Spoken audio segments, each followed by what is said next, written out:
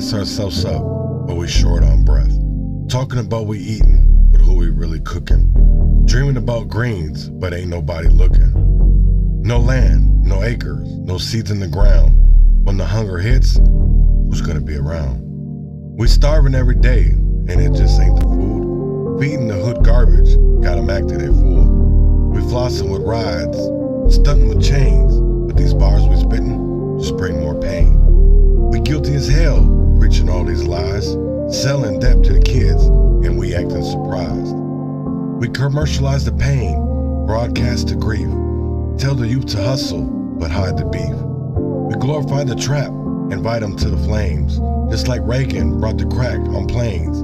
Back in the 80s when the streets got soaked, my people, my brothers, all got choked. Reagan said no trades, but we know the deal. He left us in the dirt, man, that shit was real. I was just a shorty watching it unfold, old enough to see how we got sold.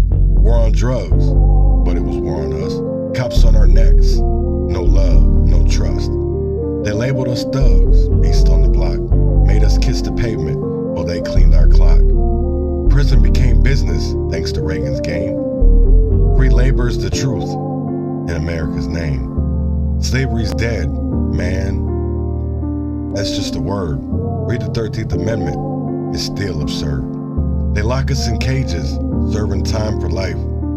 Double digits for wisdom, cutting sharp like a knife. I'm here to say, the chains in the air, it's time we break free, start showing we care. No more flexing for nothing, no more selling out. It's time to rise up, time to end the drought. Good morning, good morning, good morning, good morning, good morning, good morning, good morning. And this morning I will be talking about receipts, red flags in the rotten Minneapolis, actually Minnesota.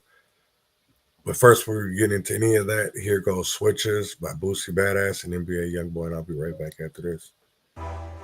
Switches, switches, switches, switches, switches, switches, switches. This that bitch right here. Fuck around with them, switches, switches, switches. Banging them, I'm banging on the train. If I say it's up in this bitch and it's stuck in this bitch, when I up in this bitch and you done in this bitch, don't forget there's a switch in this bitch, it goes. If I say it's up in this bitch and it's stuck in this bitch, when I up in this bitch and you done in this bitch, don't forget there's a switch in this bitch, it goes. If I say it's up in this bitch and it's stuck in this bitch, when I up in this bitch and you done in this bitch, don't forget there's a switch in this bitch, it goes. If I say it's up in this bitch and it's stuck in this bitch, when I up in this bitch and you done in this bitch, don't forget there's a switch in this bitch, it goes. I got my gun in this bitch when I come in this bitch. If you ask, I'ma tell you I'm stuck with this bitch. I'ma up from the hip, bust you up with this bitch. I do really believe this bitch did go. Bang when he slipping, I'm taking it so. Hit with that stick, nigga, shoot on the top of the road, but I run when I'm banging that pole. Fuck him, cause all of them niggas some hoes. Top, I got the Glock with the box on the back. Gloves on my hand with my Glock in my J. I get that fire, not fire check. I'ma hop out and chase him, tryna do that boy bang. I got them red hollows up in the main. That blue light is the whip, I don't stop for they ass, hit the gas and I smack it. Hit the gas and I'm gone, gone. Tell me how you wanna do it. Told these sticks, no holding that stack, and I'm sitting back, drinking on all this fluid. Hacking, this bitch nasty, she ain't backing now, she won't get to it. I be wearing these diamonds all the fucking around your town. Wait, I fucked up. I did. If I say it's up in this bitch and it's stuck in this bitch, when I up in this bitch and you done in this bitch, don't forget there's a switch in this bitch, it goes. If I say it's up in this bitch and it's stuck in this bitch, when I up in this bitch and you done in this bitch, don't forget there's a switch in this bitch, it goes. If I say it's up in this bitch and it's stuck in this bitch, when I up in this bitch and you done in this bitch, don't forget there's a switch in this bitch, it goes. If I say it's up in this bitch and it's stuck in this bitch, when I up in this bitch and you done in this bitch, don't forget there's a switch in this bitch, it goes. It's a murder in 2 seconds, we empty at 30 in 2 seconds. This a whole lot of fire that you can't put out, this a whole lot of stepping with no questions. 2 to his head, 1 to his pot in the leg, 3 in the chest to the back seat. He ain't even know how to shoot this bitch, but he hit them all, they was 3 deep. Oh, pussy ass, we gon' get his ass. Clown ass, we gon' hit his ass. Ray Lewis, we gon' blitz his ass. Ain't T-whoopin', switch his ass. Better remember how you played it, how you say it, cause we gon' stop his ass. Body bags on body bags, I should be called lip body bag. Grandma chip, rock his ass. Bust the lamb, watch his ass. With 1 gun, we chopped his ass. This show money, we dropping that. Troll his ass, then block his ass. Out the window, clock his ass. These niggas were missing, but we do the fishing. Real the men, got his ass. Pussy ass nigga. If I say it's up in this bitch and it's stuck in this bitch, when I up in this bitch and you done in this bitch, don't forget there's a switch in this bitch, it goes.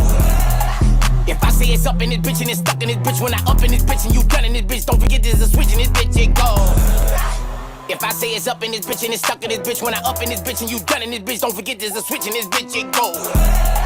If I say it's up in this bitch and it's stuck in this bitch, when I up in this bitch and you done in this bitch, don't forget there's a switch in this bitch. When the shit up, they call me. They ain't waiting on the call, they gon' call me. My little nigga be ready and one of them deadly. He on that powder in the backseat. Who them bitches hit everything? Hit his bitch, hit the step, refrigerator, and a nice thing. Switch the pictures down, missed his head, but shot off his right hand. They don't like niggas who make it rain, we gon' rain shower your pussy. These 60 shots coming through the glaze. That's 2 switches and 2 hands. What he want for? 2 bang. And this bitch already come on the cake. Silencer on top, this bitch, this what we call a mop away. Gon' slice that boy like Rachel do them onion. We gon' eat that pussy boy like my cousin Bronson eat them funny. He don't talk me out. First one in the city with them, yeah. Nigga, let's talk about it. Shout out to Master P, but in the streets, I'm Mr. Bout It. Pussy ass nigga. If I say it's up in this bitch and it's stuck in this bitch, when I up in this bitch and you done in this bitch, don't forget there's a switch in this bitch, it go.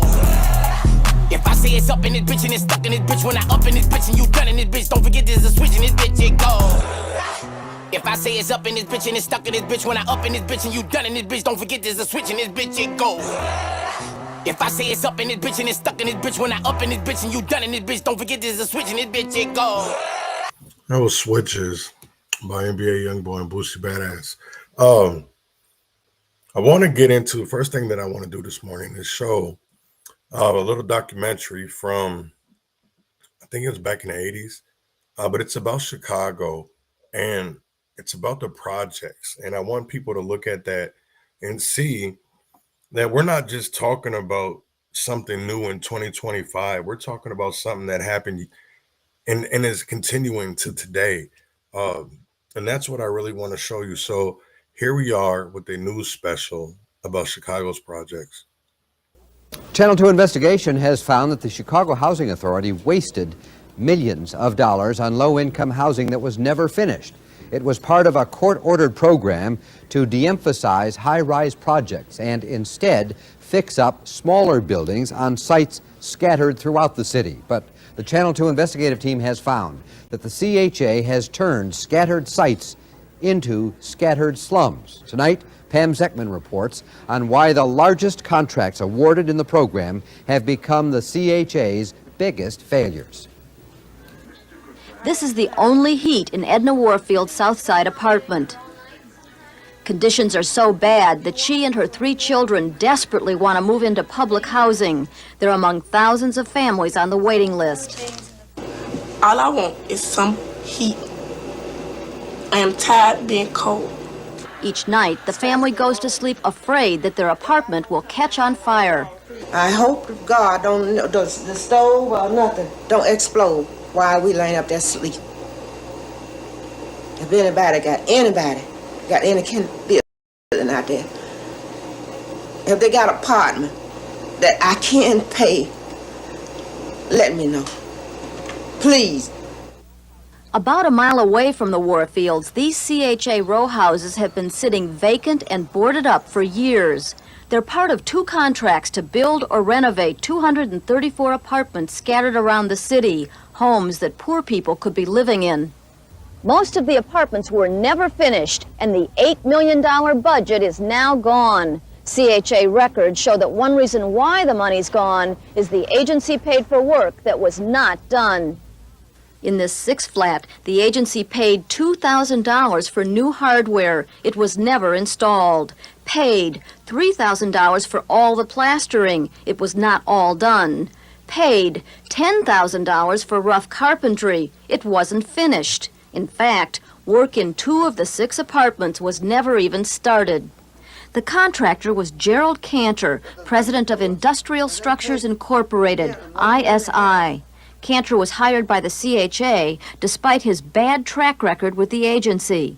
In 1981, the CHA staff said the quality of his previous work was very unsatisfactory. They would not recommend hiring the company again.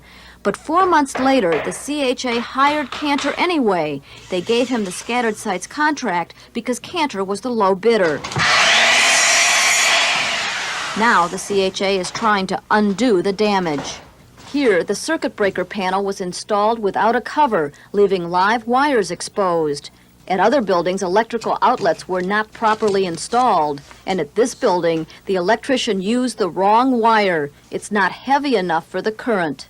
It's just sloppy workmanship, carelessness. That can result in what? Well, it can result in the fire and the loss of property and, more important, the loss of life. In several buildings, the plumbers damaged important support beams when they cut them to install pipes. The CHA later hired another contractor to repair the weakened beams. In this apartment, the tenants have to use kerosene heaters to stay warm. Cold air blows in through gaps in the walls, and the back door doesn't fit properly. You can see daylight where there's a big space. An important vent for the furnace was supposed to be installed in this hallway, but the contractor put it in a bedroom where it's blocked by the door. It's very cold in here. Like I said, we all have to stay in one room, to keep warm. The contractor, Gerald Cantor, says the construction problems were the result of poor planning by the CHA. He says if the CHA had any complaints about the quality of the work, they should have notified him. And he denies getting paid for work that was not done. The only thing that we were paid is for the work that CHA inspectors approved. Our investigation found that this construction project was doomed from the beginning. The plans drawn by CHA architects were often incomplete and led to cost overruns. Sometimes the blueprints even called for work that violated city building codes. Take this one building, for example. There was no provision to comply with the fire code when the enclosed back porch was made into a bedroom. The building's main plumbing line was too small to provide enough water, and the plans called for glass blocks in the basement windows. Building inspectors say they seal the room so tightly that it can cut off air needed for the safe operation of the furnace. The problem is that the people will be asphyxiated with carbon monoxide poisoning. By August of '84, the CHA had spent 3/4 of the budget, but only 1/4 of the apartments were finished. The CHA canceled its contract with ISI, but the problems got even worse. Most of the buildings just sat for a year and a half while vandals and thieves went to work. Stolen here, all the fixtures from the bathrooms and kitchens. Stolen, $4,000 worth of copper pipe, nearly $7,000 worth of doors, and $10,000 worth of heating ducts and furnaces. The CHA says it will cost $30,000 to redo the walls and floors damaged by the lack of heat and the snow that comes in through broken windows. The building was 90% finished a year and a half ago. The CHA has already paid the contractor $217,000. Now the CHA says it will cost another $226,000 to finish the job. And while the buildings sit vacant, the CHA is still paying interest on the money it borrowed for the construction. Interest alone is $6,000 a day, $4.5 million that could have been used for construction, lost because of delays by the CHA. The CHA is now working on a few of the buildings, but says it needs $16 million more from the federal government to finish the job. The request is being reviewed in Washington. CHA officials refuse to comment about industrial structures because of pending lawsuits. Chicago Housing Authority has wasted nearly $750,000 on apartment buildings that now have to be demolished. They were supposed to have been remodeled for low-income families as part of the court-ordered plan known as the Scattered Site Program, but it hasn't worked out that way. The Channel 2 investigative team found that because of the delays by the CHA, many of the buildings deteriorated so badly they turned into scattered slums. And as Pam Zeckman reports, there is nothing left to do but wreck them. These are the remains of an apartment building that was supposed to be renovated for low-income families by the Chicago Housing Authority. It's one of 6 buildings the CHA has bought and then demolished, and a CHA official has recommended tearing down 6 more because it's not feasible to fix them up. The CHA bought this building in 1981 for $47,000. 22 families were evicted. Over the next 4 years, building inspectors witnessed brick stealers at work. They stole so many bricks, the building collapsed. Last August, the CHA paid another $6,000 to have the rubble hauled away. This building was demolished after the CHA had already begun to remodel it. Construction stopped after the builder found termites. For 2 years, the CHA could not decide what to do. Meanwhile, according to city records, the building was ravaged by brick stealers. They literally stole the building out from under the CHA. Walls collapsed on a power line. It terrified the neighbors. And the wires fell down and the posts caught on fire, and if I was standing on the back porch, I'd have got killed, electrocuted. A judge finally ordered the lot cleared. Now the neighbors use it to grow vegetables. It cost $50,000 to buy the building, $15,000 to relocate the families, $52,000 for administrative costs, $100,000 to remodel it, and $8,000 to demolish it. That's $225,000 for a vegetable garden. That's terrible. That is terrible, to have to spend all that money and not get nothing out of it. And all these people that need homes, they really need homes around here. In this neighborhood, terrible. I mean, there ain't nobody here that don't need a home. The CHA bought this building in 1980 for $43,000. 8 families were moved out. Empty, the building began to fall apart, creating hazardous conditions. A CHA employee warned in this memo that the front balcony was about to collapse, a hazard to the local winos who drink there. She said they might end up dead or rich from a lawsuit.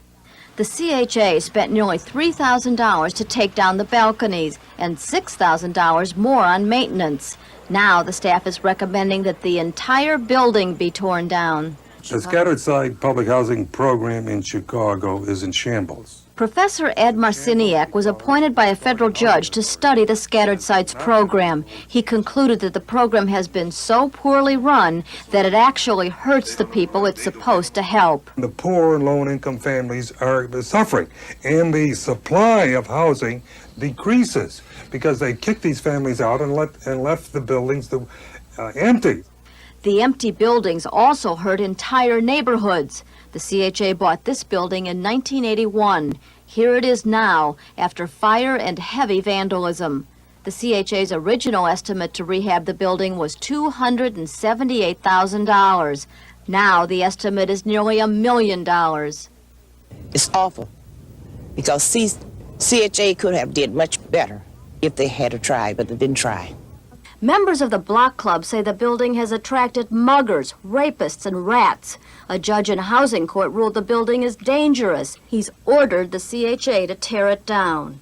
They are slumlords, worse than slumlords. They are not really lords. They own the property, but they are bringing the entire neighborhood down.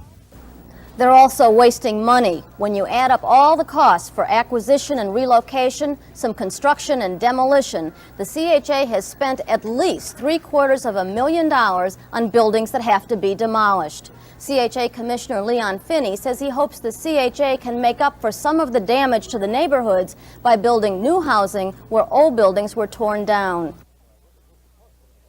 Dozens of apartments in Chicago that were supposed to provide. I just want to stop it right there because just for a second, and this was part of the reason that I was authoring rental license program in Red Wing, because you would go through a lot of the properties and a lot of them wouldn't be safe. They wouldn't be safe for kids. They weren't safe for families. You had open power lines. You had black mold, you had other things in apartments, and these people still had to pay almost $1,200 a month in things that were making their kids sick, that were making people that came to visit them sick. And that was a thing that they didn't really care about. And one thing that I found out is if you got money, they will play, and me and Robert figured that out. As long as you were white and had money, they were willing to play with you. They were willing to make things seem like they were okay and they weren't. Is that in the rights of the residents that, a city is getting benefited, but the people are getting screwed over? And I do believe that's one thing that we need to talk about. And that is one thing that hit Minneapolis really bad and hard was the projects. A lot of people don't talk about the Sumner projects and that whole disaster of a plan. Because when you do talk about it, especially when it comes to some of the Black leaders during that time, you get shut down. They want to scare you. They want to threaten you. And one thing people got to do is stand up and not be scared anymore. You know, stand up for what's right. Stop standing up for what's wrong so that we can finally get justice. And I don't understand that. You know, a lot of people never see justice because a lot of people around them are being paid to not receive justice. And I think that's crazy. And we really need to start calling that out. So let me continue on with this. Housing for low-income families are uninhabitable, and there are substandard conditions in dozens more that have been remodeled by the Chicago Housing Authority. The Channel 2 investigative team found many of the problems were created by architects hired by the CHA. The architects were working on a program to decentralize public housing by renovating homes on scattered sites throughout the city. But as Pam Zeckman reports, the scattered sites have become scattered slums. This is one of 71 houses the CHA was supposed to remodel at a cost of $3 million. But the project ran out of money. Work in 12 of the buildings was never even started. And the CHA says half the ones that were finished still have major code violations. My reaction to that is that's a terrible waste has occurred. CHA Commissioner Leon Finney says the waste has hurt the people who need housing and the neighborhoods that are left with boarded-up eyesores.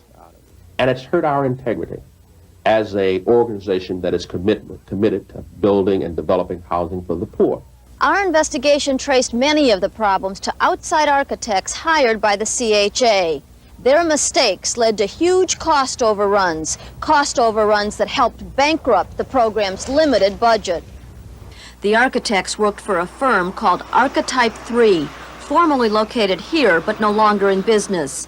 Archetype 3 wrote specifications to tell the contractors what work to do, but builders told us the specs were inaccurate and incomplete. Every one of our 16 buildings we ran into this problem. There is major things which were just overlooked. Channel 2 found that in 10 buildings, the architects either miscalculated the size of roof repairs or failed to mention them at all. Why? The architects told us they did not have ladders to inspect the roofs. The result? Additional repairs cost the taxpayers $20,000 more than was originally planned. The architects also said they failed to inspect several basements because they could not get in. As a result, the builder here did $40,000 worth of work upstairs before he realized there was trouble downstairs, a weak foundation. This is one of the supports that hold up the house. The problem is they're resting on a dirt floor. It's too expensive to fix, so now the CHA wants to tear the building down. In several houses, the architects told the builder to connect new furnaces to the existing ductwork. But there were no existing ducts. Installing them cost an extra $15,000. You don't have to be an architect, don't have to be an engineer. Just a person with common sense could spot many of these apparent difficulties. There were other cost overruns because the architects forgot entire rooms. Here, the plans called for work on a 2-bedroom apartment, but in fact, there are 4 bedrooms. They also forgot to include doors and closets, so the family living here stores their clothes in boxes. The total cost overruns for this building were $44,000, 58% more than the original budget. The cost was astronomical as compared to what it should have been originally.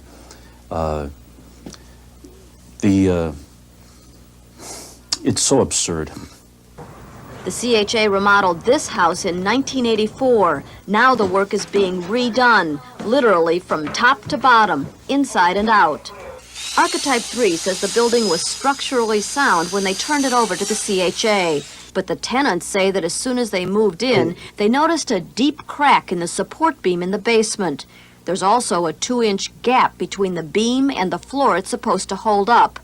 Reynold Hudson is deaf. He spoke to us through an interpreter. The wood looks like it's ready to rot away, and we're afraid it looks dangerous to us, and we're afraid it might fall and we'll get killed.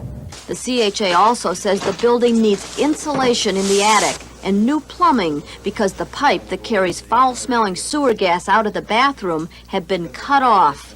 The CHA is even going to rebuild the front porch and put up aluminum siding.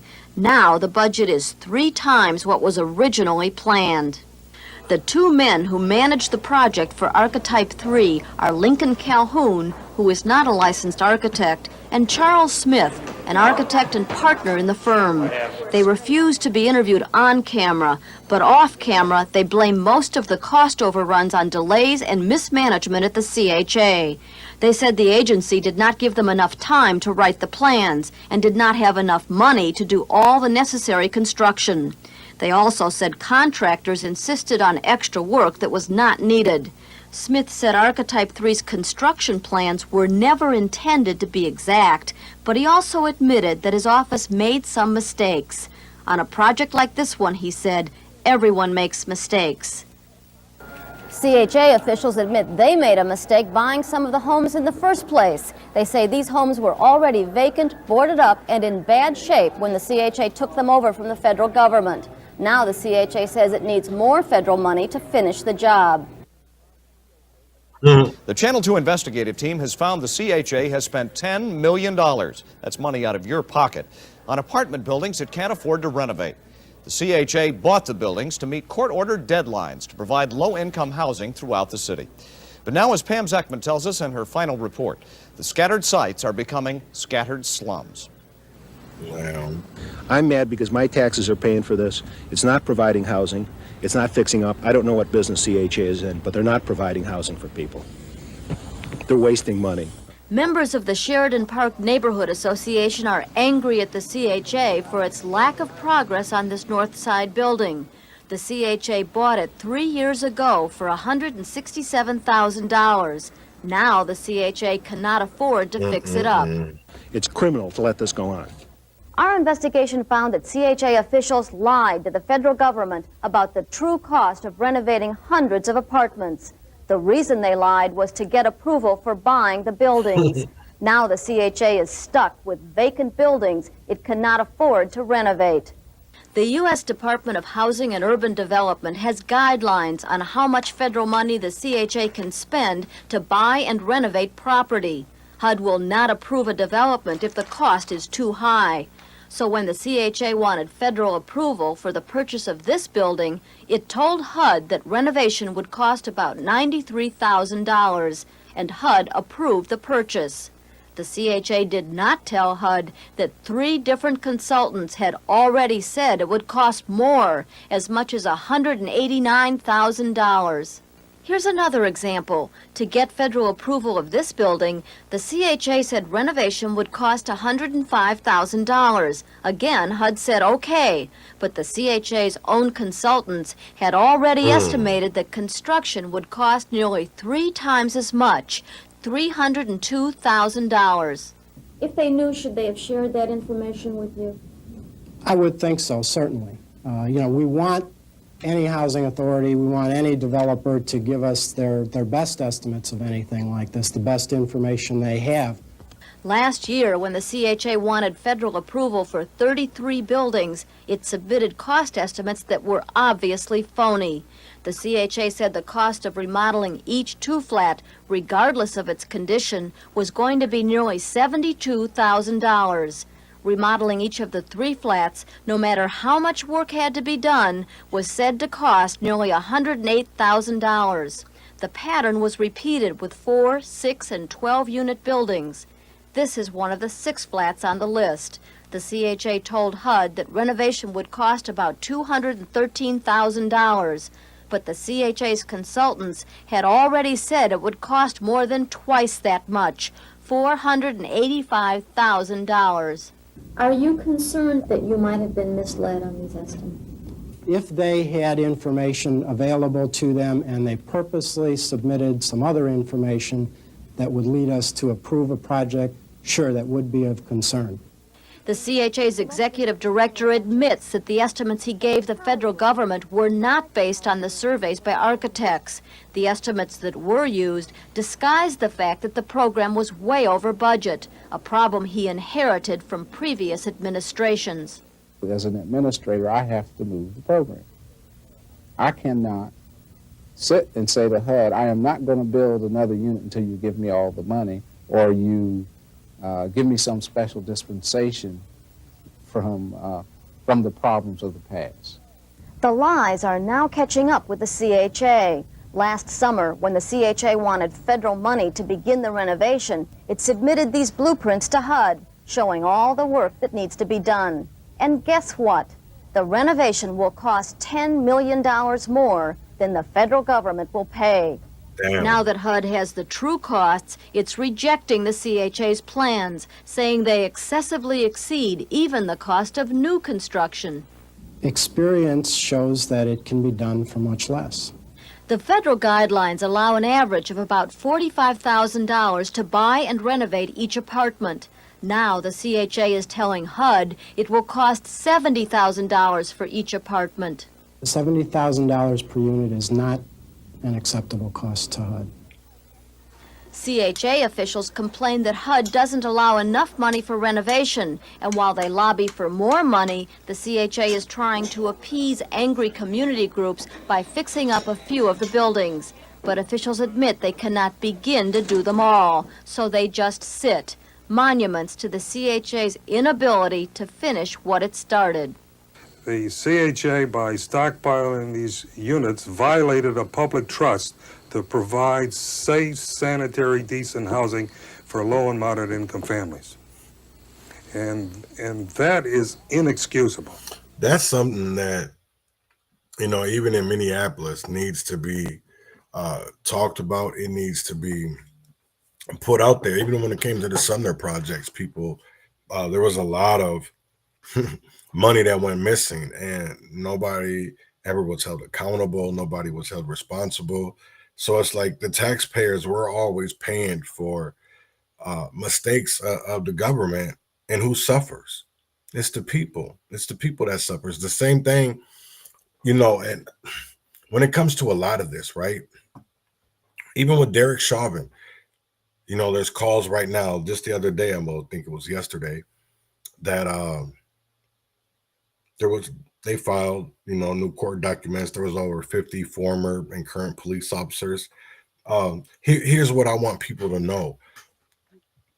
I always, maybe not at first, believed in the what was actually happening. But as I gone on to learn more about the story, learn more about what happened with George Floyd and that whole incident down there that day, I can see that, once I honestly learned about John Pope, Zoya Code, Patty Day, I seen this is a pattern that's been happening with Derek Chauvin. And if we would have got Derek off the streets sooner, this situation didn't have to happen, and it's the same way with even his passenger in the vehicle. Could have charged them, and if we want to say that George Floyd died by an overdose, well, then let's charge somebody to go with that theory, because right now the theory that sticks in legal arguments is that George Floyd was killed by Derek Chauvin's knee. You know what I'm saying? So until we can go to a court of law and we can put a whole another story down there to believe, because I will tell you this right now, that unless something really dramatic happens, I still see with John Pope,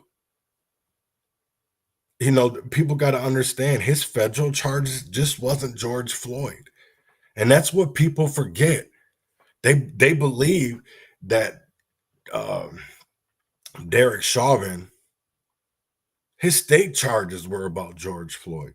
But when it went on to federal charges, he wasn't just charged for George Floyd.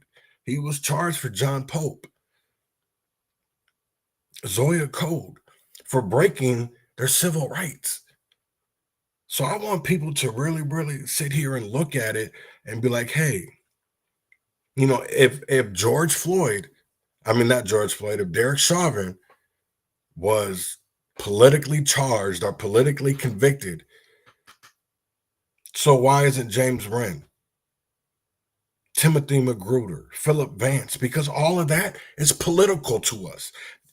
You're telling me that an officer named Derek Chauvin should be free. What about James Wren? What about Philip Vance? Cornelius Jackson, Timothy Magruder, all who are people who are locked up and are innocent, did not commit the crimes that they were accused of. So what are we doing, people? There's a lot of selective fucking outrage in America.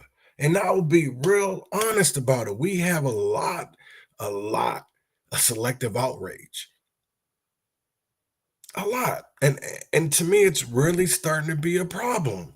So here's Liz Collins and talking about Derek Chauvin and his new court filings. Prosecutorial misconduct in Derek Chauvin's trial goes viral as the city of Minneapolis lets their assistant police chief off the hook for allegations of perjury in the state's highest profile murder case in history. We have the latest developments next.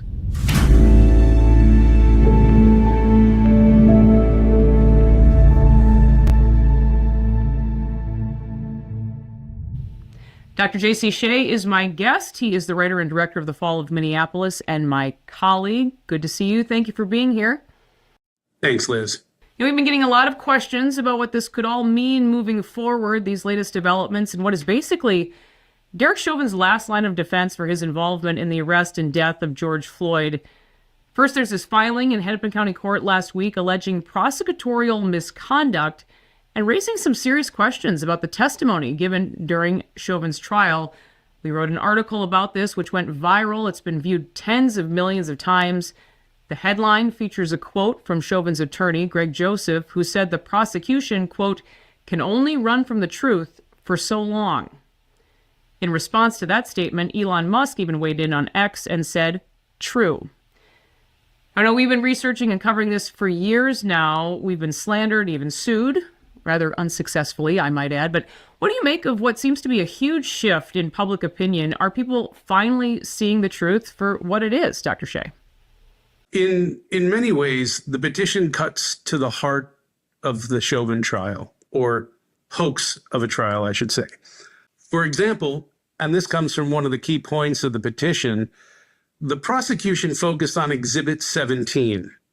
That's this, famous photo of Derek Chauvin allegedly kneeling on George Floyd's neck. But let's stop right there.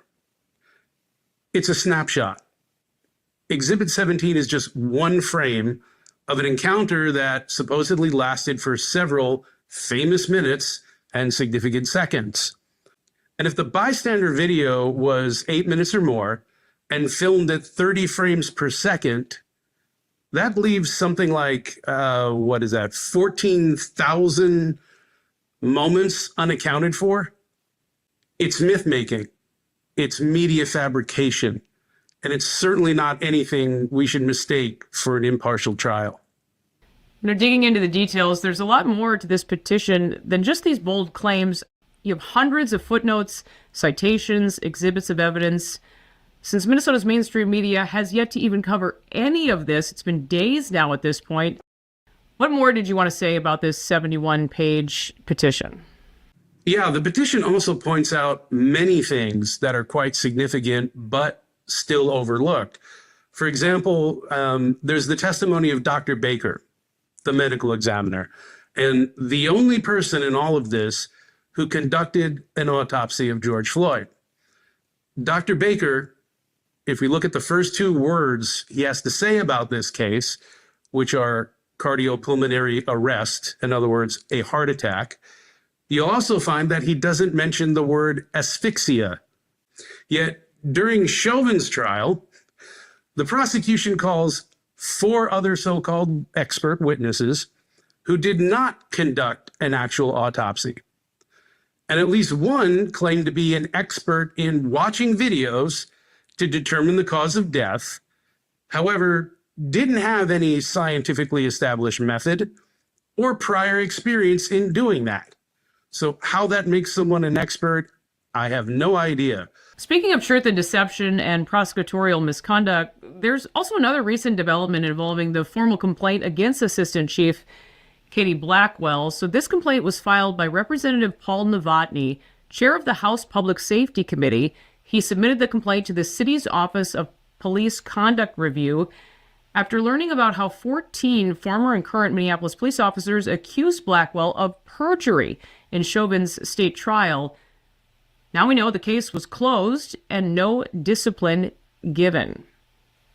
What do you think about that? Yeah, I think the lack of discipline actually speaks volumes about what the police department, what the Minneapolis Police Department has to say about transparency and accountability, right? So discipline, it could have been something just as simple as a verbal warning or a conference, right? It could have been a reminder about the significance of perjury or even a caution about potential perjury. So there's none of that, nothing whatsoever. And since she tried to sue us, right, all of the ad hominem name callers are going to say, I'm biased, you're biased, etc. But to get around that, let's take a look at this for a second. Let's take a look at what Keith Ellison, the person in charge of the prosecution, had to say here, who basically says Inspector Katie Blackwell's testimony was crucial for the state. Interesting. She was the commander of the MPD's training division at the time of Floyd's death. Okay, let's leave this for what it is there, right?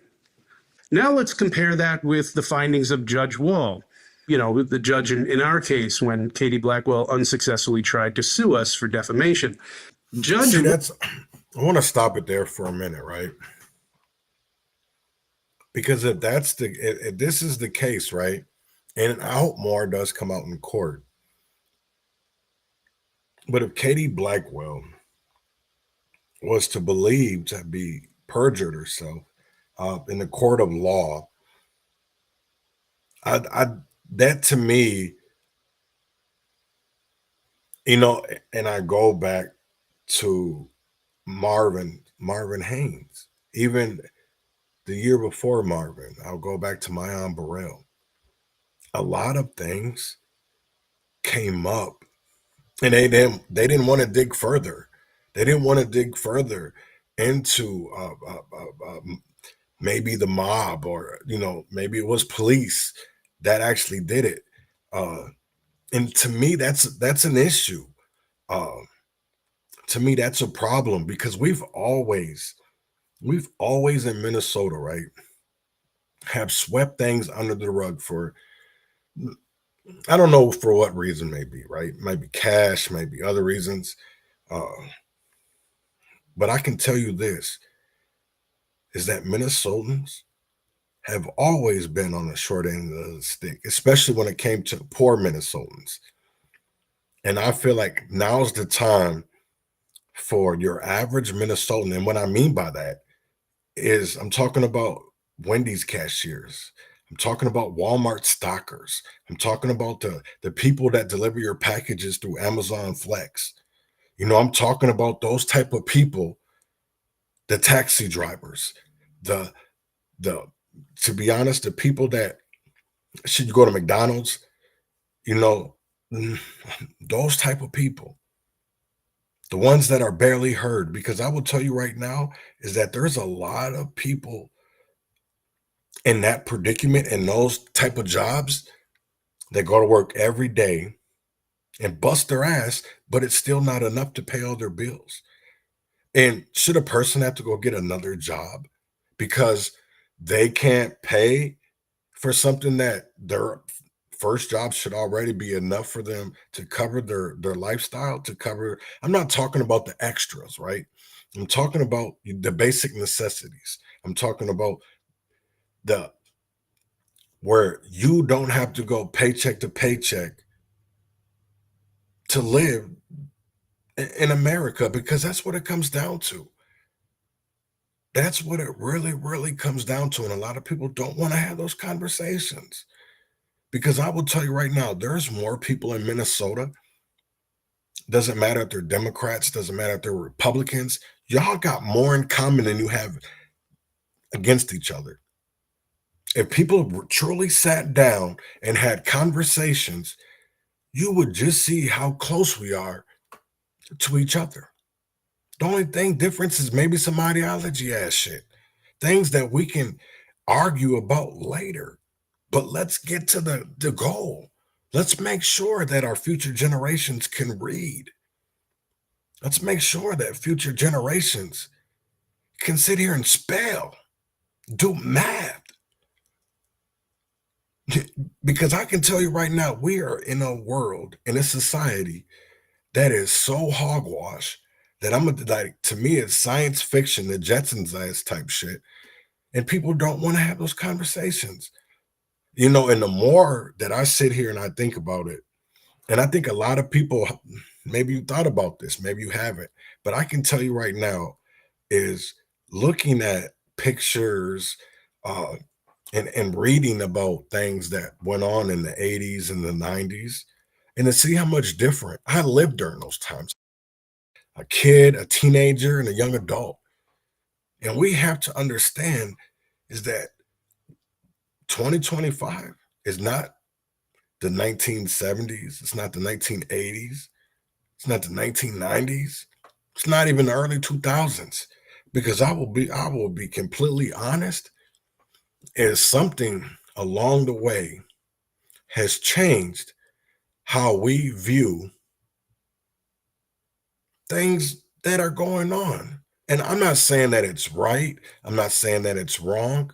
I'm saying we have progressed, because I will tell you right now is like looking at John Wayne Gacy or Jeffrey Dahmer, and you look at those type of communities of people who were being targeted, who were being preyed, and they were either homeless, gay, and you could obviously tell that police, the times have changed. They're more accessible or acceptable to,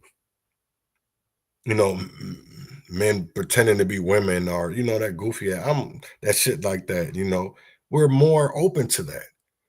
But should we honestly be something that we're teaching kids? Because to me, that's a lifestyle that you can choose. I'm probably going way off on a rant or whatever, but I mean, it even goes back to like George Floyd. We just want the truth. I've seen a lot of video. I've seen a lot of things since then. And I'm gonna tell you right now is that the math ain't mathing. It ain't adding up. And we deserve the truth. No matter if it's, I can tell you right now, it's gonna be an ugly ass truth. And we need to face it. We need to look it dead in the face and be okay with it. All found, what you wrote in your book, and then as we presented in the fall of Minneapolis, was substantially true. So with that in mind, there's no discipline of record. And without that, there's no reason to call in Katie Blackwell's character into question, right? But there's more to it than that. And the point is this. It's not only her character, but it's her role and authority at the time of the trial. She was the inspector of the training division, right? And since she was in charge of that, any bit of discipline, any bit of that would start to unravel the training of the MPD. What she knew as the inspector, what she knew about training, what she approved as training, what was trained or not, all of that comes into question if there was any discipline. So beyond the obvious, closing that complaint without any discipline whatsoever, I think that just signifies that she can do no wrong. You know, you can't help but think of Alex King's words in the fall of Minneapolis asking, is this what we really want our justice system to look like? His words say a lot about why this should matter, I think, to everyone, because this could happen to anyone. Well, the 3 other officers are out of prison now, Tu Tao just recently being released. They are lifelong felons. Chauvin had many years left on his sentence. He was stabbed just days after the release of our documentary. He'll be in his 60s when he is released. So I can borrow Alex's words and ask you the same question. Is this what justice in America should look like? I don't mean to sound preachy, but if all of this has taught me anything in the past 5 years, it's the importance and the significance of the Bill of Rights. If you haven't actually read them recently, do so. Give them a read. And I think you'll find things like freedom of speech, the free press, the right to a fair and impartial trial in the Sixth Amendment. Ask yourself if these officers received a fair trial. And if you think they did, ask yourself, is this the same trial you would want for yourself? Hold on a minute.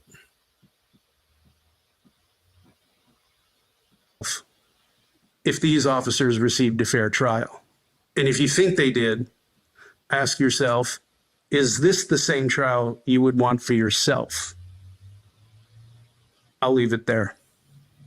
So give them a read. And I think that's crazy, because I was outside for 6 weeks outside the Derek Chauvin trial. Do I feel like he had a fair and impartial trial? I do. I know a lot of people think that maybe that he was railroaded because of the jury. I think if you look at the evidence that they presented in that trial, a lot of things were not presented. A lot of things were thrown out, even when it had to do with the MRT training. I don't know what kind of part any of this shit plays. I think especially when it comes to the MRT, we really need to have a conversation about that. That is something that we as everyday Minnesotans need to have a conversation, because he didn't do that first to just George Floyd. There was John Pope, Zoya Code, Patty Day. So we really, really need to have conversations if that move, because to be honest, when you look at the history and the patterns, you would believe by looking at the training books that Katie Blackwell perjured herself. You would see that Arredondo perjured himself. And I can tell you right now, to me, as a citizen, as a Minnesotan, especially as a Black Minnesotan, I look at the judicial system and I can tell you that there's 2 types.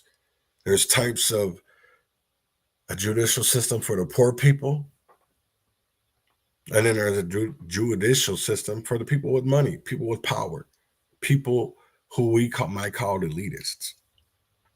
Because that's what you definitely can tell. And I do believe we need to have a conversation, especially when it comes to the other officers. Was it right for them to be incarcerated, to be locked up for something that maybe Tao, okay, we can go Tao, but Lane and Queuing, should those people who weren't even police officers in 2019.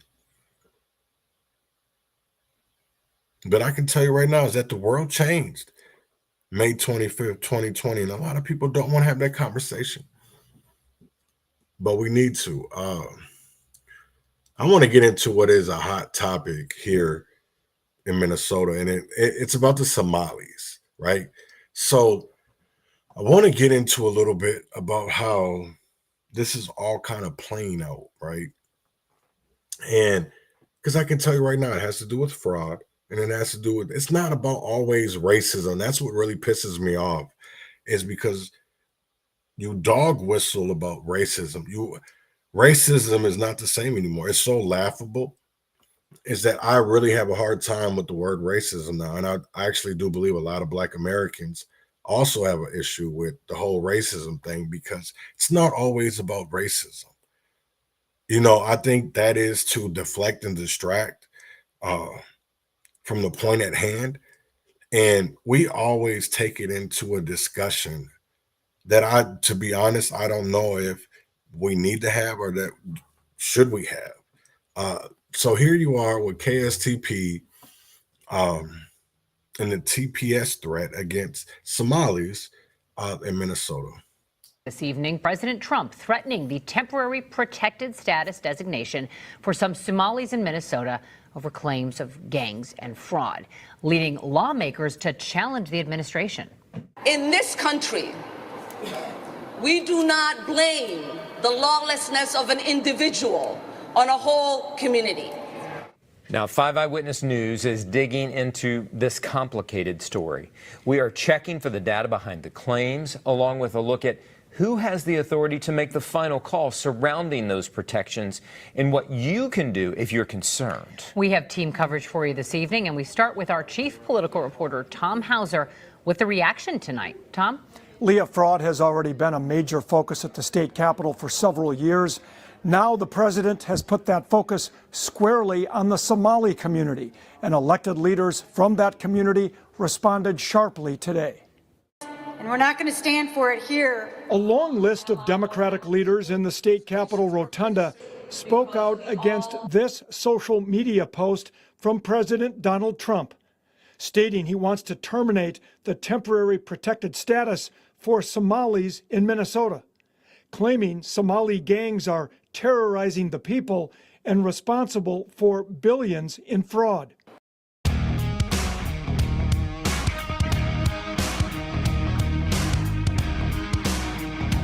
Whoops.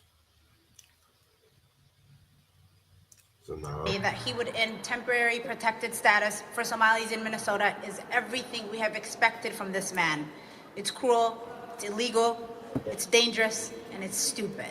It is unfortunate that we are led by a president who does not understand the laws of this land. While Somali elected leaders fought back, Republican leaders in the House and Senate sent letters to the U.S. Attorney for Minnesota, Dan Rosen, asking him to investigate connections between Somali Minnesotans and fraud.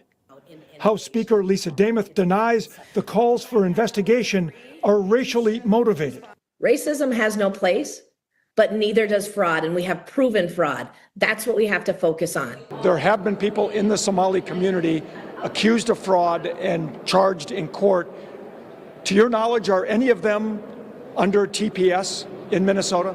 It is our understanding and my belief that every single person who's currently going through the court system for the crimes that they have committed against Minnesotans are not on TPS and are citizens.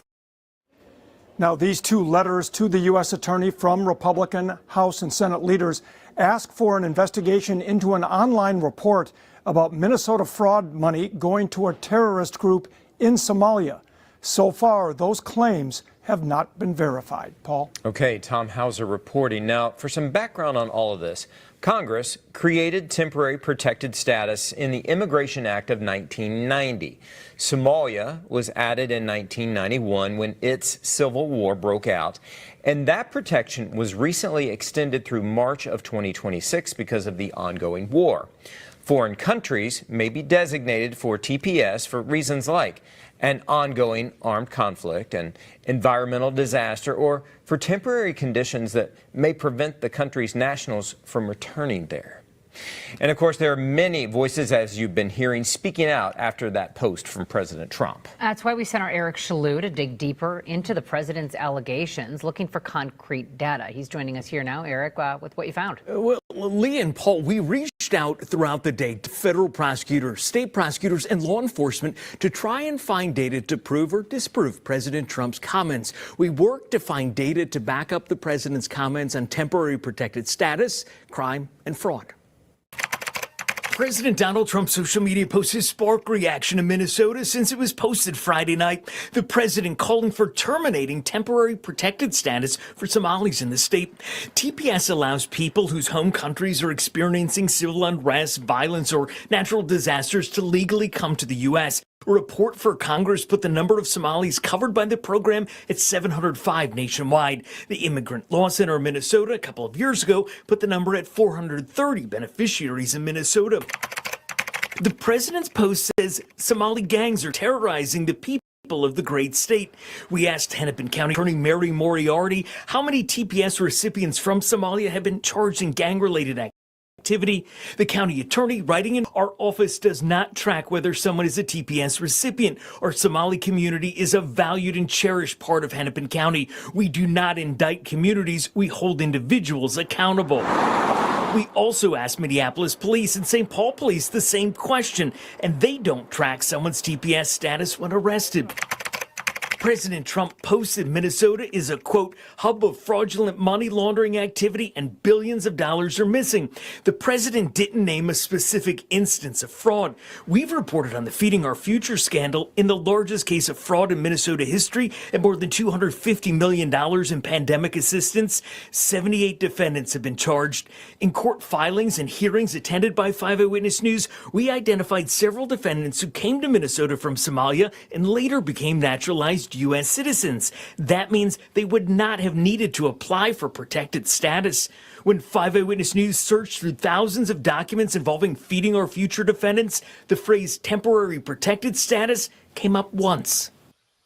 We also sent messages to the United States Attorney's Office in Minnesota, the Department of Justice as well in Washington, with questions including how many TPS recipients from Somalia or even Somali citizens have been charged in gang-related activity or fraud. While you were watching that story, I checked my phone. I've yet to hear back. We'll update you when we do. Paul, Leah? All right, Eric Shalou reporting, and we have a little more context here now. President Donald Trump does not have the authority to terminate TPS programs. That decision is under the authority of the U.S. Secretary of Homeland Security, that's Kristi Noem. We asked her about it during her visit to the Twin Cities yesterday. We plan to follow the process that's in law to evaluate TPS. It was always meant to be put in place after an incident or an event on a temporary basis, and that's what the evaluation will be. It's not possible to revoke the TPS status for just Minnesota. If this action is taken, it would be nationwide. If you are someone who has temporary protected status, maybe you're wondering, what can I do right now? Do I need to do anything? Well, Kevin Dorn is here with some advice about all of that from Care Minnesota, Kevin. Yeah, guys, Care Minnesota tells us if TPS is eventually canceled, it would impact about 400 Somalis living in the state. And while it is a reason for concern for families and loved ones, it is not a reason to panic. And be cautious about anything you see or hear online. We're here today because our community is once again being targeted by a coordinated campaign of hate, misinformation, and public scapegoating. Leaders from Care Minnesota are concerned about violence and asking everybody to calm the rhetoric down. They say they've received hateful threats directly referencing the president's announcement Friday night. With this kind of divisive rhetoric being put out there, we anticipate that threats and hate incidents against immigrants, advocates, and places of worship will only increase. Minnesota leads the nation in attacks against mosques, with over 40 attacks in the last 4 years. They say the president's words should not be cause for alarm because legal challenges are expected. And they warn to be cautious about reacting to things they see and hear on the internet. We're encouraging people not to spread rumors that they might be hearing on social media. There's a lot of misinformation out there that's only working to make people afraid. So don't share anything about this issue unless it comes from a trusted source, like a trusted advocacy organization. Rumors and fear-mongering only serve to divide our community. Couple other things. CARE says if you have temporary protected status right now, don't do anything about your immigration status without first talking to an immigration attorney. If you don't have one, they will help you find one. And they're also asking for immigration attorneys in the community to help provide assistance to anyone who may need some legal advice. Paul? All right, Kevin Dorn. Now, 5 Eyewitness News will continue to track a final decision on the matter and the impact it could have. And you can always find the... Listen, you know, and that's the problem. I feel like that's the little dog whistle, right? Is because there is a lot of fraud. It doesn't matter if it comes to immigration, autism centers, PCAs, peer recovery specialists, ICS. It's all been with fraud. And I'm not saying that it's all Somalians, but I do believe that there was quite a few that were involved. And is it the whole population? Probably not. But we really, as much fraud as we've seen in Minnesota, this is something that I do believe we need to take a look at. And maybe, I don't know, because even when it comes to with the report from the City Journal that, you know, taxpayers were the largest funder of al-Shabab. You know, and that people don't know who al-Shabab is, please go look it up. You know, there's a lot of money for Minnesota. It doesn't matter if it came from Medicaid, Feeding Our Future, MDE, city entities. I can guarantee you that some of this money that we put out here to make sure that people were housed, make sure that people were fed, make sure that people were educated, have gone to dismantle our own American values, our American systems. And that's what I really want people to pay attention to. So here you are with News Nation, and they're talking about Somali immigrants. A massive fraud scheme uncovered in Minnesota found money intended for social services has been allegedly siphoned indirectly into the pockets of the Somali terrorist group al-Shabab. Somali immigrants in Minnesota have reportedly been abusing systems meant to help the most unfortunate among us, including the latest federally funded autism services. The autism fraud scheme reportedly amassed $14 million through Medicare claims for services that were never provided, involving kids who never had autism. And the Somali immigrants behind this web of schemes have allegedly stolen billions from taxpayers, much of the money going back to the Somali government, where it would then end up in the hands of terrorists. Manhattan Institute investigative reporter Ryan Thorpe was one of the first exposing the schemes for their ties to terrorism. With us now, Ryan, a line from your story stuck out. The largest funder of al-Shabab is the Minnesota taxpayer, and you cite an unnamed source for that. What is the evidence that all of this money that was taken and the billions upon billions of increased funding in Minnesota for social services ended up in Somalia? Well, billions of dollars of government welfare money is missing in the state of Minnesota. How do we define missing? Well, the fraud is so bad that the U.S. Attorney's Office has come out and indicated that they believe their entire government programs, where the fraudulent claims outstrip the legitimate ones.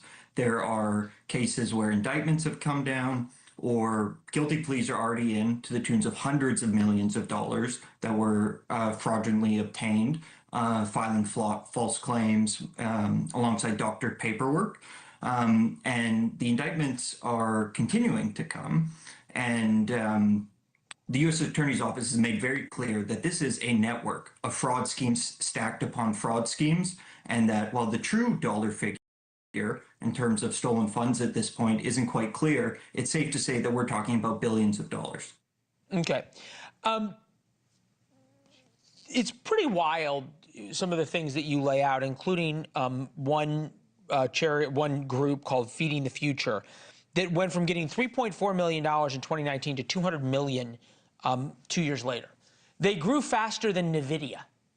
How did nobody see that? Or is it that people and the government and those who are supposed to be the watchdogs, like Tim Walz, like Keith Ellison, the Attorney General, there just weren't looking? I think it's safe to say that there was a real unwillingness or inability among Democratic state officials in Minnesota to recognize some pretty obvious alarm bells here. All across these programs, claims were skyrocketing, absolutely spiraling out of control over a short period of time. And the reality is that the Somali community, which is where these large-scale fraud rings have been concentrated within this population in the state, it is a sizable voting bloc. It is a voting bloc you have to win if you're going to win political office in Minneapolis. And so I think that was likely a incentive here that made some people not want to look too closely at what's been going on. Wow. And that would explain why now it's the U.S. attorney looking into it rather than the state law enforcement or state fraud investigators. Is there any indication, Ryan, as you get, it's one of those things you drop an investigative piece and then all of a sudden you get 1,000 more tips.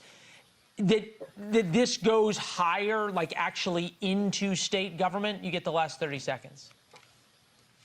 I can't confirm that, so I don't want to get out in front of my skis here. What I can say is that this story has generated additional tips, and it is something that we are continuing to look into as we push forward with our efforts to expose the fraud rings that have been taking advantage of the generosity of Minnesota taxpayers. Yeah. Stunning also how little pickup this has gotten around the country in terms of the rest of the media. Applaud your guys' continued work on it. Ryan, come back and talk to us as you uncover more, all right? Excellent. That's crazy. And that is the problem. Too many people think that it's racism or we're doing blah, blah, blah. What about, and this is the thing that I really do hate, right? Is when we try to discredit an organization or an entity or an individual and name call them fascist or whatever they want to call them, right? This is the thing that really pisses me off, right? It says right-wing reporting on Somali money going to al-Shabab is not new, still misses the mark. To me, that's like, don't believe what they're putting out there. It's already been, okay, who cares that it's already been talked about? Let's put it back out there, because I can tell you right now is that not enough people knew. So this is what I want to say is, and this is the Minnesota Reformer or Sahan. No, well, let me see who this is. I think it's the Reformer. Yeah, it's the Reformer. And it's like, what kind of journalism?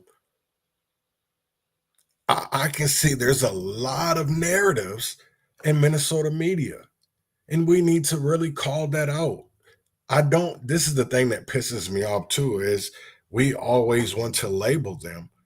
So then that way people won't try to get educated on their own or try to see a situation from not the talking point that BLM or Native Lives Matter or NAACP, CARE, CUAPB. We want people out there to get information on their own. That's what really trips me out. I shouldn't say pisses me off. Trips me out is when you hear individuals or organizations be like, well, don't trust them. Don't.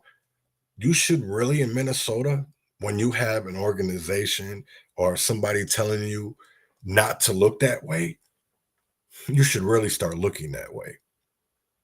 I'm going to be honest, because I don't know how many conversations I've had with numerous people on both sides of us. No matter what spectrum they're on, Republicans, Democrats, it's always they've heard, well, you're this type of person. You do this, you do that. What? No, I don't. First of all, I'm on my motherfucking business. A lot of this shit that I get is tips or, information from people that have experienced it for themselves, but yet I get called a liar. And I really do believe people should really look at that. I'm not saying that my past is perfect, even though I put out a lot of shit Doesn't matter if it comes to sex offenders, doesn't matter if it comes to people screwing over our government funded programs with all this waste. I'm going to tell you right now, if you're doing wrong, and I have proof, here's the thing that people, they really honestly fail to understand is I don't talk about this shit if I don't have proof. That's the one thing I will not understand. Even niggas that were out here selling fentanyl. I'm not putting you, here's the thing, niggas will actually try to kill you for this shit. So here's the thing, why am I going to put myself out here with lies? And then walk around, here's the thing, I go to Rochester very quite often. I go to the cities. So I don't really understand that is like, if people really wanted you, because I can tell you right now, a lot of these people be sitting behind a phone or a computer or a desk, just like I am right now, and want to become, like we used to say in prison, cell warriors. If you're not going to pull up, shut the fuck up. I'm going to be dead ass honest. Dead ass honest. And I'm so tired of people getting mad or, oh, I'm going to sue you. Man, do what the fuck you need to do. Because here's the thing, people need to stand up. If there's proof, if there's receipts, talk about it. It's not always a conspiracy theory. That's what really pisses me off. And it makes it like this story isn't realistic. They make it seem like it's fake news. Just because they're conservative or Republican activists. Y'all are Democrat, socialists. Like, what the fuck is any different? And this is the whole thing that pisses me off. It's like, how can you honestly get truth and transparency from two parties that neither the people are forefront? It's always about corporations. It's always about making government, bigger. That's what I really want people to see is go back and look at the 80s. Go back and look at the 90s. And you can see the pattern along the way. So I really, really want people to not take a person's word, because I can tell you right now, the way they're hollering, because I can tell you like this, a dog only barks when it's on the right track. When it doesn't bark when it fears somebody. The dog doesn't, no. So when a hit dog hollers, listen to that shit, because I can tell you right now, there's something there. There's something there in the way that they're coming at this CARE, BLM, the activists in Minnesota. I can really tell you that these niggas is on to something when it comes to the City Journal, because no matter the shit that me and Robert put out there in 2022, because I can tell you right now, when it came to the fraud, there was a lot of shit that the Republicans could have did to shut down a lot of this fraud, but they chose not to listen. I'm going to be honest. They chose not to listen. I don't know why. I think a lot of it had to do with the messengers. That's why I'm going to be honest. I think a lot of it had to do with the messengers. And that's sad. That's sad as hell to me, is that we don't believe people because of the labels that people want to put on them. And that's fucked up, right? That's really fucked up. So a recent story in the conservative publication City Journal that claims the largest funder of al-Shabab is the Minnesota taxpayer has unleashed a thundering chorus of vitriol upon the Somali community. Ryan Thorpe, Christopher Rufo's article asserts that al-Shabab, a terrorist organization in Somalia, is being funded through remittances sent by Somali and Minnesotans who have defrauded taxpayer-funded programs. I say this is an American of Somali ancestry who has investigated fraudsters, and as someone who has written about it for the Reformer, I can't prove a negative. But the story, especially in all its sensationalism, appears to be a little more than an effort by the right-wing propaganda machine to whip up hatred against Somali Americans. To me, this whole statement right here, right, to me is wrong because you're already making it into about race. Because here's the thing is that Republicans want to turn it into about, I don't even about race because they go hard at the Somalians. But what about Ron Kresha in their own party? Are all the other Democrats that sit on the same other side against them when a session is open? That's the one thing that I cannot understand. Is like, how do we as Minnesotans get to change?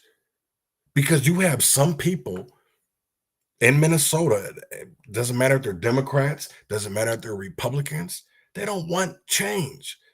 Not when it comes to the betterness of citizens, of constituents. No, I can tell you right now that anybody that who's ever tried to do something in Congress or Senate or House, we always get fucked over because they're hot. They're yelling about kickbacks, but kickbacks have always been legal in Minnesota. So why haven't we tried to stop that? Why haven't we tried to prevent that? That's the whole thing that I will take from this, right? Is that to me, to the people that I know, it's not about race when we're sitting here hollering about it. Philip Parrish, it's not about Somalians. It's about the DFL. It's about the black churches. These nonviolent interrupter groups. That's what I do not understand. It's like, this is the one thing that I really can't, I don't understand, or I will never understand, right? Is when it comes to Republicans, they holler a lot about the Somalians. But what about the other frauds that have happened in Minnesota that are black people and that we know of and that people have tried to yell out about? But all because it's a right wing or because it's a conservative outlet, they tell you not to believe it. They tell you don't listen to those, right? It's like only get your news from trusted sources. Who's really trusted any day nowadays? It seems like everybody has an ulterior motive. Even when it comes to Alpha News, when it comes to and nothing bad about Alpha News. Nothing. Not going to sit here and shit on them when they're the only ones in Minnesota. They do ignore a lot. I will give it to that. They do ignore a lot, but I can say that the same thing about Democrats. So to me, even when it came down to all these people, Carrie Levin, CNN, TMZ, because I can tell you right now, all those people have been out here. They've been here in Minnesota. I've had stories written by the Washington Post. What's that one on Instagram? The Shade Room.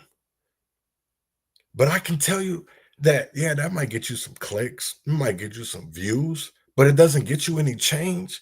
Because the minute you start talking about honestly making change, they get you out of that room.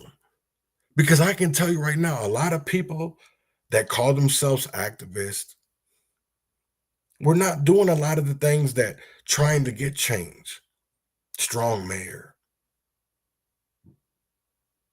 ordinances to the Constitution, Minnesota's Constitution, right? Our city codes. Nobody was doing a lot of that because to me, and honestly, when you look around it, they didn't want to. They wanted to keep the people blind and running around like sheep with their heads cut off and to cause nothing but mayhem. And that's what happened. That's what really came down to it. And I honestly think it was bad. I mean, even when you look at this,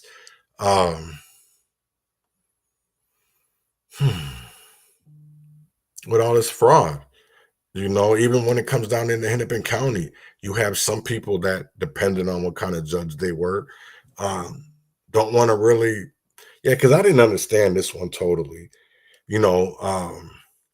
So I want people to look at this and hear it, because a Hennepin County judge just tossed out a guilty conviction and said that they were not guilty and acquitted them. And I think this is we're setting a precedent that is really, really can be bad.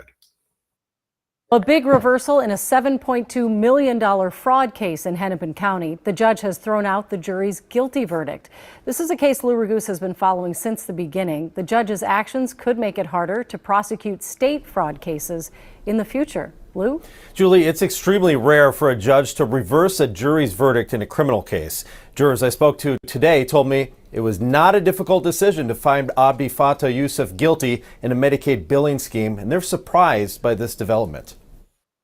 At the August trial for Abdi Fattah Yusuf, the jury heard evidence that he ran his home health care company, Promise Health, out of a mailbox at a Central Avenue address where multiple other home health care companies were supposedly located. Yusuf and his wife, Lol Ahmed, were charged with stealing $7.2 million of taxpayer money through Medicaid overbilling in a personal care assistant, or PCA, scam. The couple allegedly spent tens of thousands of the fraud money on luxury items for themselves. Despite the jury swiftly convicting Yusuf, Judge Sarah West last week decided they got it wrong. It's reversing or overturning a jury's verdict. Defense attorney Joe Tamburino, who's not affiliated with this case, reviewed the decision and analyzed it for KARE 11 News. He says Judge West ruled that the state's case relied heavily on circumstantial evidence and that she believed the state did not rule out other reasonable inferences. That, in fact, there could have been other reasonable theories other than guilt in this case. That's what it comes down to. Despite the ruling, even Judge West wrote that she is troubled by the manner in which fraud was able to be perpetuated at Promise Health. I was stunned. State Representative Kristen Robbins, chair of the House Fraud Prevention and State Oversight Committee, says she's now reviewing if any state laws need to be tightened. We want to strengthen state law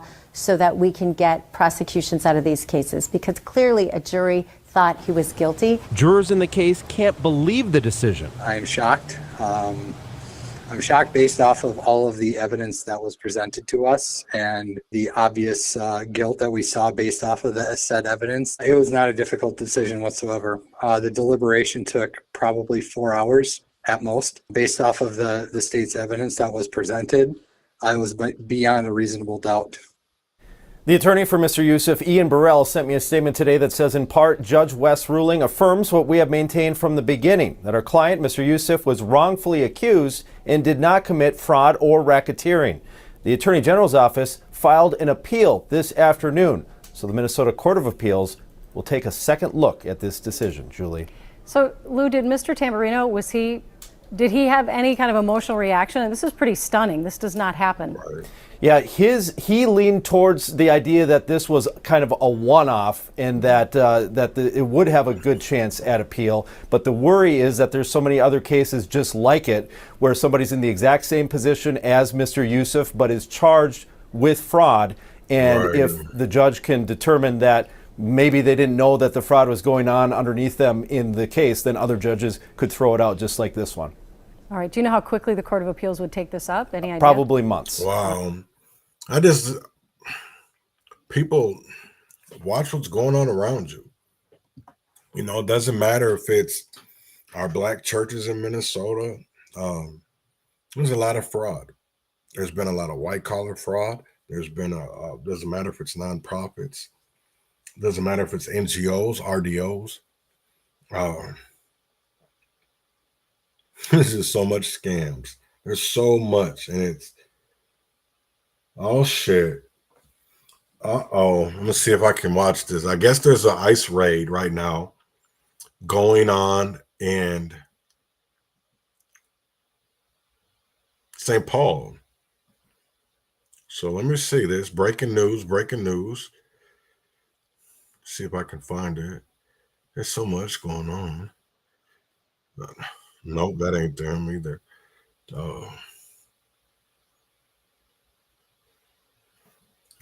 Fox 9. It says watch it live, so I didn't see nobody.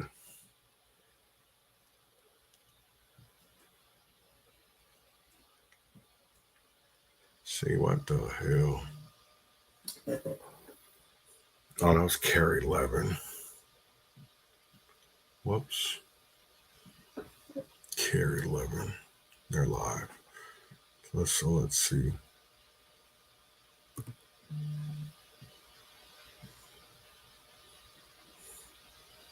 Oh, yeah, right there.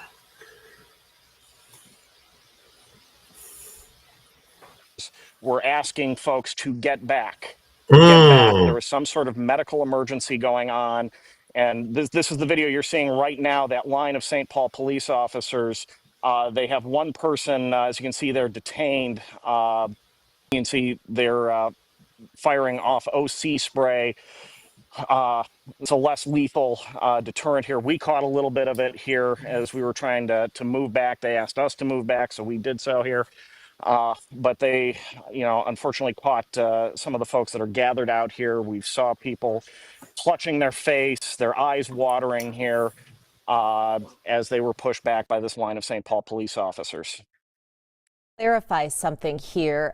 In the past, St. Paul, Minneapolis police have tried to stay far away from these ICE raids and situations. Do you know what brought St. Paul police there? And we have confirmed that those were St. Paul police officers deploying that tear gas. Those were St. Paul police officers that were deploying that tear gas, that OC spray. We could tell by the patches on the side of their jackets.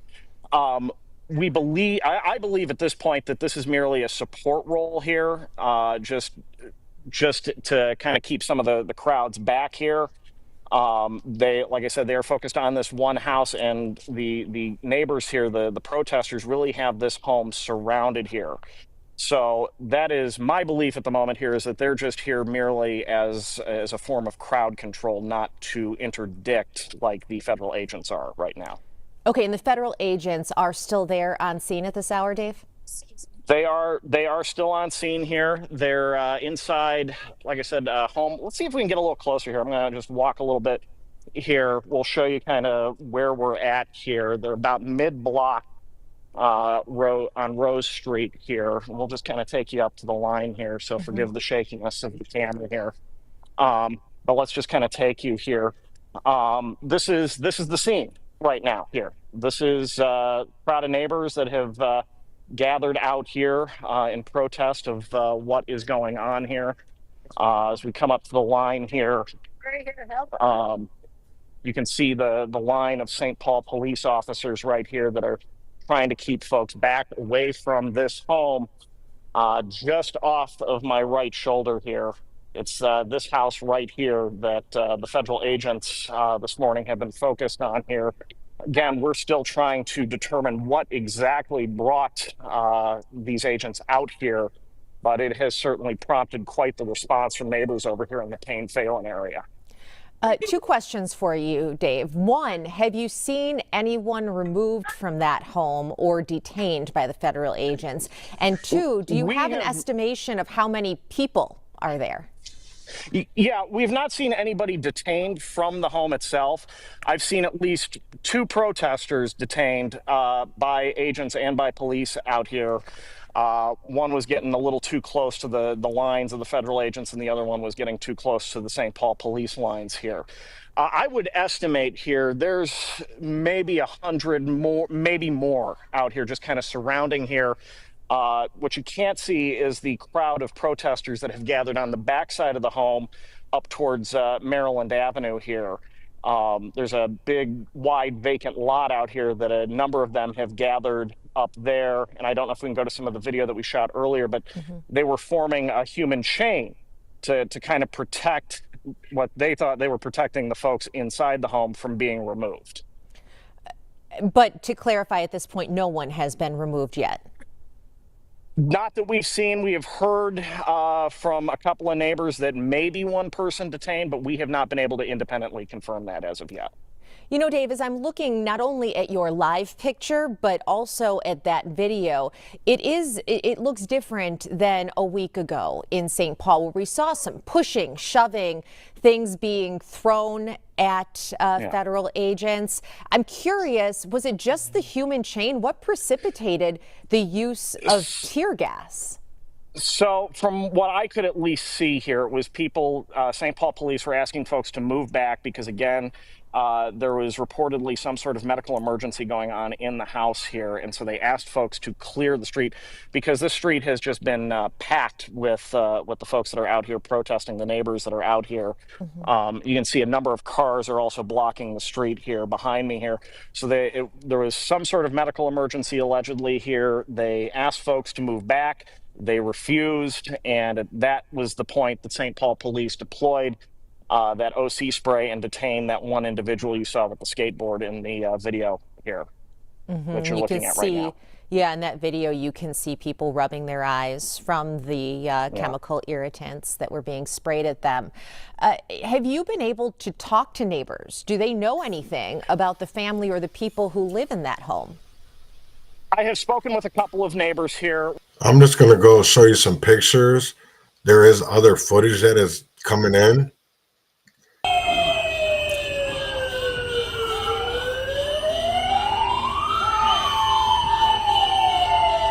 So it's going, I'm just saying, you can already tell that it's starting to be, here's some more pictures from the scene. You can already, police. Yeah.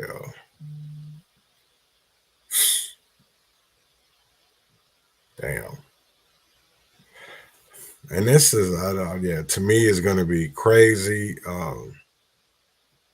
Yeah, I just think that people need to be careful, watch your surroundings. This is the response from the neighborhood here. Yeah, Dave, and that has happened, you know, now multiple times throughout the metro. And as you noticed when we first learned this was happening, there are several online channels where people are talking to each other, are alerting each other of what is suspected ICE activity. Is that how people found out about this? Is that how this protest gathered today? Yeah, we have seen more and more people slowly dripping in here as word is making its way around the various digital media avenues here. Folks are sharing this online here right now. In fact, how we learned about it was a notification that I got from an app, and it was a live stream here that was showing what was going on in front of this home here. So that's how we found out about it here. And as you can see here, I don't know if you're looking at this live picture here, again, that large crowd of people here, again, St. Paul police trying to keep them back from the home here. But yeah, as I said, Lauren, a lot of this in this digital age, folks are finding out about this and they're showing up. You know, Dave, I've been, as you're talking, texting and trying to get more information from St. Paul police, because one of the controversial things about this tends to be the involvement of local police. Are you able to hear Lauren, me, Dave? Yeah, I can hear you. Okay. I can hear you.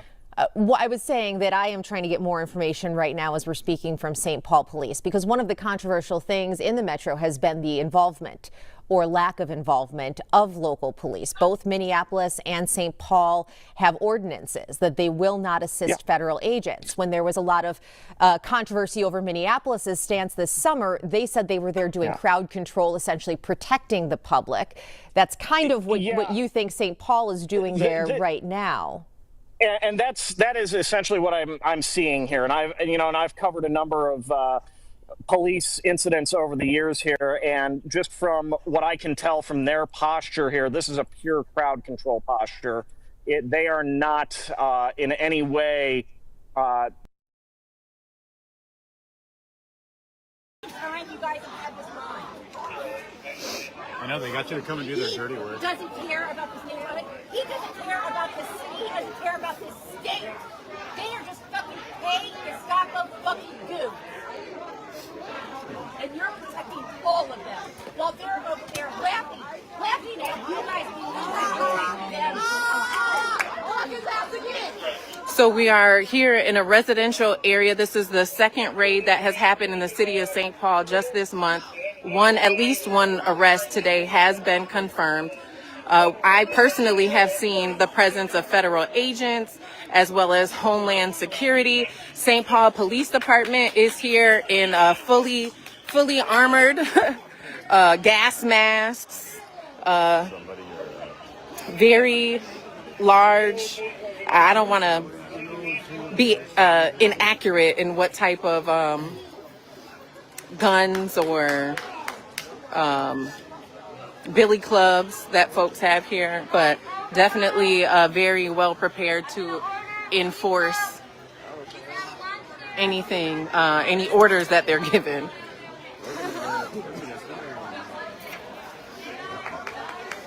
Now, we first received information that this raid was happening about an hour and a half ago.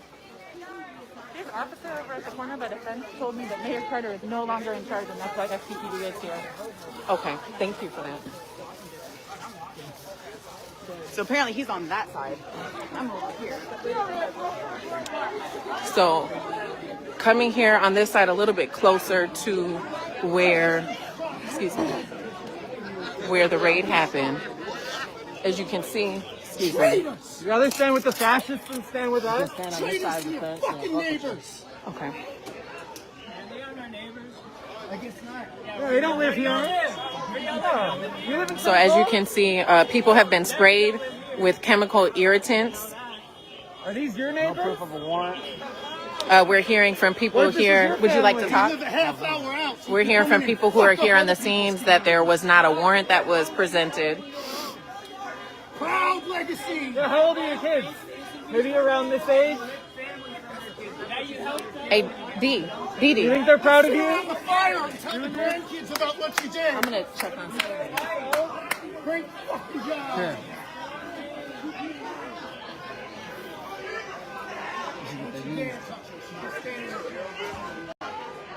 Oh shit.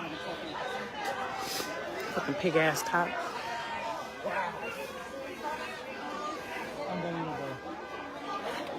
In the neighborhood here this morning here.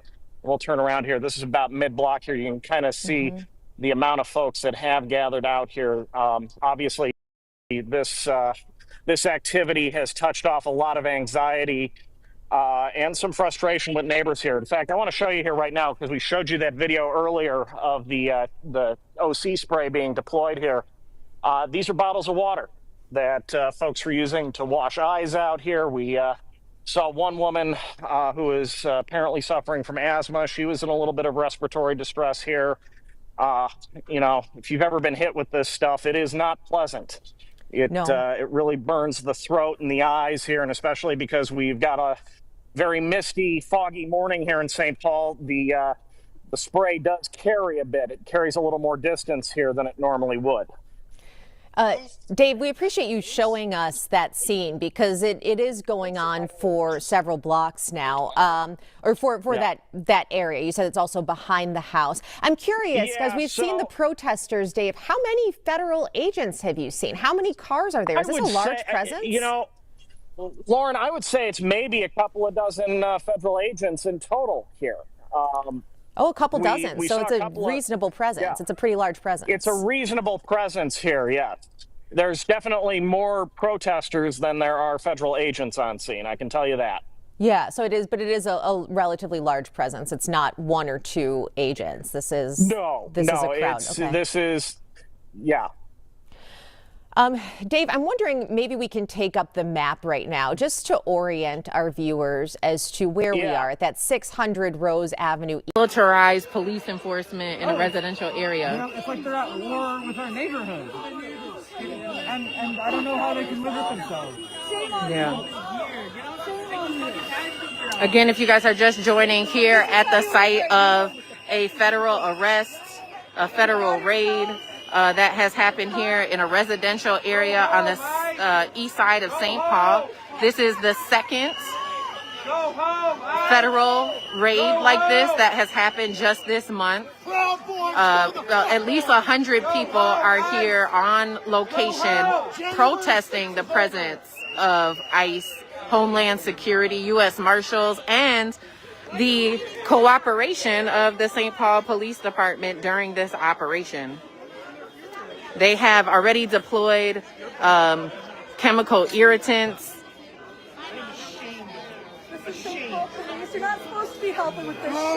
As you can see, dozens of agents here on site. This is a residential area. They also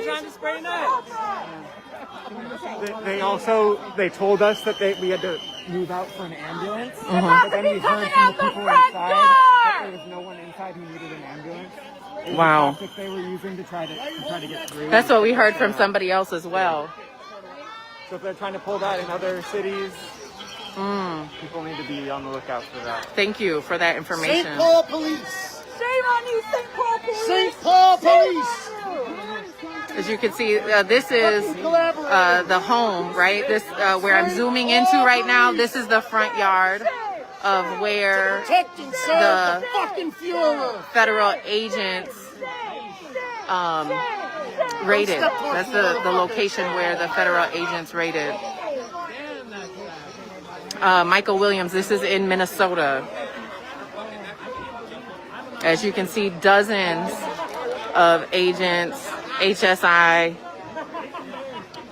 U.S. Marshals, and St. Paul Police Department here, who we were just told there was for those of you who are not from the area, we had another federal raid similar to this. But however, this one was at Brotex, which is a commercial property where I believe more than a dozen people were arrested. At that time, residents were assured that St. Paul Police Department, our local law enforcement agency, would not be participating in these types of operations. However, here we pull up just days later, and they're here holding the line. So as you can see, I'd say well over 100 people, maybe close to 200 people have showed up to protest the presence of ICE and these federal operations in Minnesota's capital city, which is St. Paul. For context, those of you who are not from here, St. Paul is about 10 minutes away from Minneapolis. Look in my eyes and tell me why you're here. Still standing. What's the point? We're unarmed. Why are you shifting on your feet like you're scared of us? Are you scared?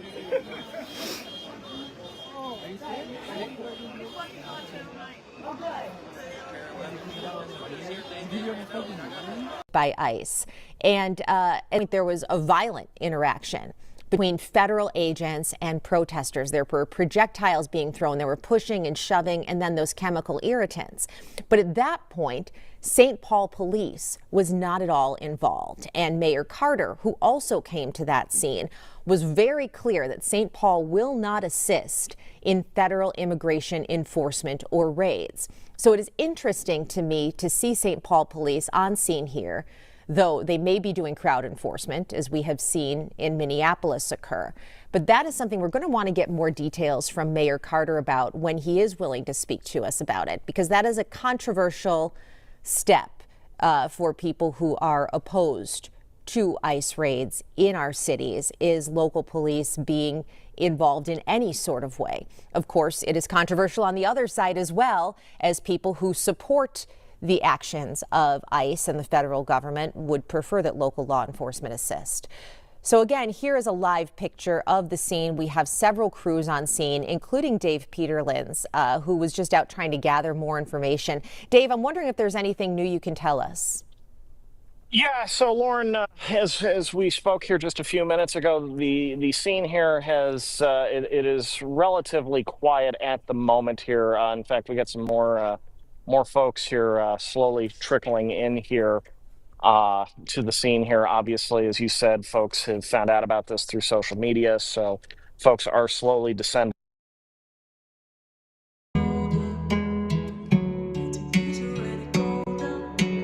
Damn, Heiko, you made it.